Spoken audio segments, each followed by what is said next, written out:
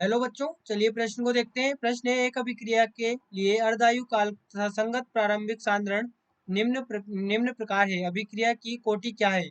Initial concentration हमें यहाँ पर दी हुई है और टी हाफ हमें यहाँ पर दिया हुआ है। टी हाफ सेकंड में दिया हुआ है, इनिशियल कंसंट्रेशन मोल प्रति लीटर में दी हुई है।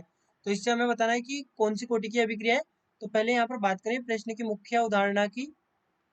तो देखिए, जैसा कि हमें पता है कि जो nth कोटि की अभिक्रिया होती है, nth कोटि nth कोटि की अभिक्रिया अभिक्रिया यहाँ पर इसमें जो टी हाफ है, टी हाफ ये बच्चों व्युत्क्रमानुपाती होता है 1/a की घात n-1 के। यानी कि हम लिख सकते हैं कि टी हाफ समानुपाती है a की घात 1 - 1 n के। 1 - n के यहाँ पर ये समानुपाती है। तो देखिए यहाँ पर हमें इनिशियल कंसंट्रेशन दी गई है a और टी हाफ दिया गया है। तो हम यहाँ पर पहली वाली कंडीशन को देखें तो पहली वाली कंडीशन में जो टी हाफ दिया गया है वो है 425, जो कि समानुपाती है ए 350 की घात 1 - n के। वहीं पर दो जो कि दिया गया है 540 समानुपाती है यहाँ पर 275, जो कि समानुपाती है 540 की पावर 1 - n के। तो यहाँ से हम क्या कर सकते हैं, हम कर सकते हैं 1/2। तो 1/2 करने पर हमें प्राप्त होगा यहाँ पर 425 डिवाइड बाय 275, जो कि यहाँ पर समानुपाती है। यहाँ पर जब समानुपाती का चिन्ह हटाएंगे तो हमें पता है कि कोई भी हम स्थिरांक ले लें, जैसे k स्थिरांक आ गया तो k से k तो कैंसिल हो जाएगा। वहीं पर ये होगा 350 बटे 540 की पावर 1 - n।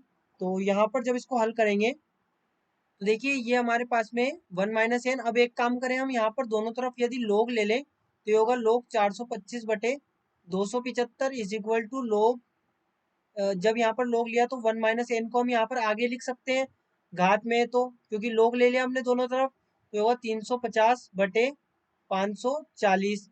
तो यहाँ पर यदि हम इसको इस प्रकार से लिखें, जब इसको यहाँ पर log में से वैल्यू को निकालेंगे तो ये हमें प्राप्त होगा 0.18 इज इक्वल टू 1 - n। और यहाँ पर ये जो वैल्यू है इसको जब उल्टा करके कैंसिल करेंगे तो हमें यहाँ पर मान लीजिए जब 540 डिवाइड बाय 350 हम करते हैं तो हमें 0.18 प्राप्त होता है। लेकिन यहाँ पर लोग 540 बटे 350 करेंगे तो 0.18 प्राप्त होगा।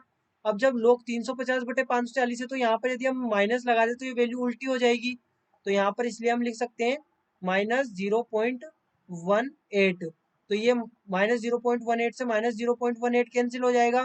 तो यहाँ पर ये जो हमें प्राप्त होगा ये होगा 1 is equal to 1 - n, 1 - n। और यहाँ पर ये -1 बच गया। तो ये हमारे पास में अल्टीमेटली होगा 1 इज इक्वल टू, अब यहाँ पर जब 1 को -1 से इंटू करेंगे तो होगा -1 और -n को -1 से इंटू करेंगे तो होगा +n। तो यहाँ पर ये हमारे पास में हो जाएगा +n इज इक्वल टू 1 + 1, यानी कि n हमें प्राप्त होगा 2। तो यहाँ पर हमारे प्रश्न का जो उत्तर होगा वो होगा कोटि द्वितीय कोटि की ये अभिक्रिया है। तो ये हमारे प्रश्न का यहाँ पर उत्तर होगा। तो बच्चों आशा करते हैं आपको प्रश्न समझ आया होगा। धन्यवाद।